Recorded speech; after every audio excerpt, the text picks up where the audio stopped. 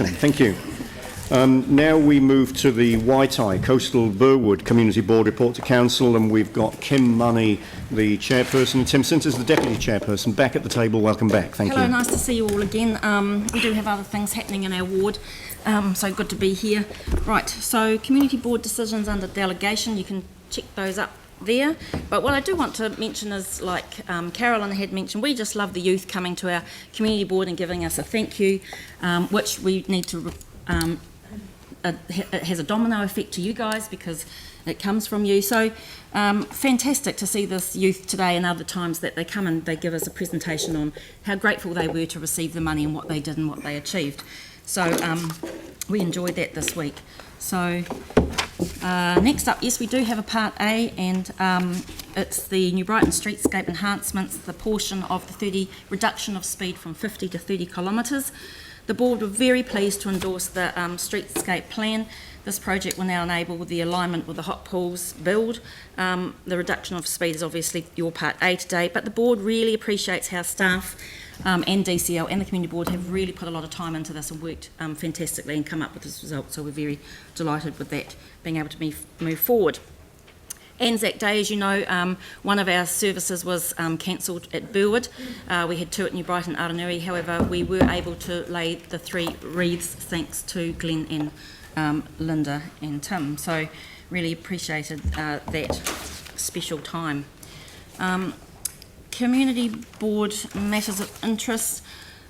Just one of our things that we do, keen on the coastal area is seagull-proof rubbish tins. So we work on this with staff, and they're really looking into how that, with their creativity, on how that can work with some of our existing rubbish tins without going to too much extra expense. So perhaps putting a little lid on the top where the seagulls just can't get in there and pull it all out. A very common sense approach, so we appreciate that.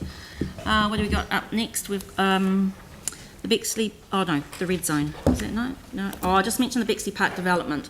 That's underway. It's a superb park in there. There's been a few issues in there, but there is money on the budget and it's started to get underway. There's been a bit of a hold up, but staff are all over it now, and we expect to have this project finished by the end of the year. And the things that were holding it up were some soil testing, and they had drainage issues. So let's just do it first time and do it properly. So we're going to look forward to having that all done this year.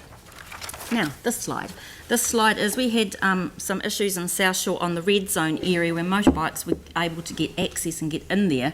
And so Lynn's came to us. We had a bit of a catch up with Lynn's, and one of these requests was, could we please have a sign, because there wasn't a sign down there saying that motorbikes are prohibited. So you know what, we had them on the Monday, and by Tuesday it was up. So can't get better than that, and we really appreciate Lynn's working cooperatively with us there.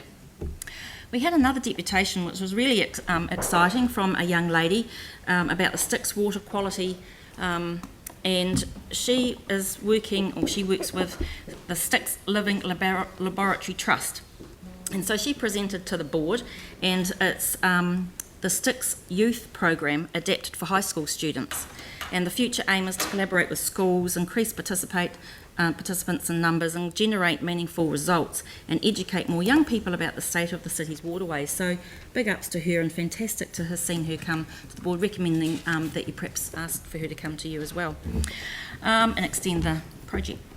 We also have another really great collaboration project here happening in New Brighton. We've got quite a few empty shops, as you know. There is one there with the orange roof that you can see, but the collaboration between City Council, Development Christchurch, Renew Brighton, residents of Te Kura, Te Whito, which is the old New Brighton School, Brighton businesses and residents to help recreate happen, and it's activating an empty shop, and they're displaying artwork in there. Absolutely fantastic. They're also having interest from wider than just New Brighton, so staff from Ilam School of Fine Arts and the Physics Room have visited Recreate and are looking at ways to collaborate. They have about 80 to 100 people visit every Saturday, and the doors are open Friday and Sunday, and local artists have an opportunity to display their art in there. So absolutely great initiative by our community and collaboration by Council and DCL and everybody else.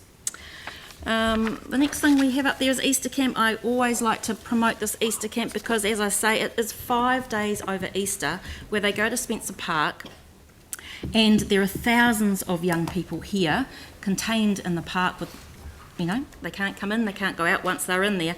And and it's just an amazing place for these teenagers to be able to connect and have really great role models. And particularly at this time, it was really quite poignant that Easter camp was at that timing to sort of debrief about everything that had gone on before. But as parents, it's a yay! I get rid of my kids for 5 days, which is teenagers for 5 days, which is awesome. But a real credit to Canterbury Youth Services and CYS and all those volunteers that are involved in this, and the teenagers, because as I say, there's never any trouble, so it's absolutely fantastic. And finally, I know you all fall off your chairs, that you can't believe how quick I am, the Avondale Neighbourhood Group event. This is another initiative by the community, absolutely fantastic, held on Sunday the 5th of May in Avondale Park. And about approximately 250 people came, which was awesome, just enjoying the music, the entertainment, the arts and the craft, the food trucks, all those things. And again, a big ups and thanks to all of those people that have been involved and the staff, the team that have helped the community pull that all together. So really positive comments came from the community about this event, and look forward to it continuing. So thank you. That's great. And then we've got the Part A, which the Part A parts of that resolution that we're dealing with today, staff recommendation and the board recommendation align. Nothing we need to be concerned about there. That's great. Thank you very much. So that leaves us a little bit of time for questions. Glenn, did you have a question? Well, more to offer some very quick comments, but is that appropriate now, or? Well, there are no other questions been signalled, so if you do that. Okay. Yep. All right, if I may. Thank you for that, team. Just to say, on Anzac Day, all three significant Anzac sites were acknowledged. So there was a big dawn service here, but New Brighton, big turnout. At Burwood, 20 people turned up, and while we couldn't promote a service per se, in the words of B.B. Fraley, the Dallington RA chair, we ended up with a quite an organic service. So that photograph there is actually of the Burwood cenotaph. We had about 20 to 25 people there, which was great.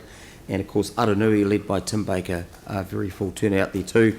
The Bexley Park's quite significant, not only for wind sport, but for the fact that it's hosting the 2020 National BMX Championships. It's an Olympic qualifying event, so there will be a lot of interest. Ryan's been fantastic getting on the power in different parts of the ward for South New Brighton and New Brighton markets as well. There's some good stuff happening. Donnell Park proceeding after the quakes, so yeah, brilliant. Great.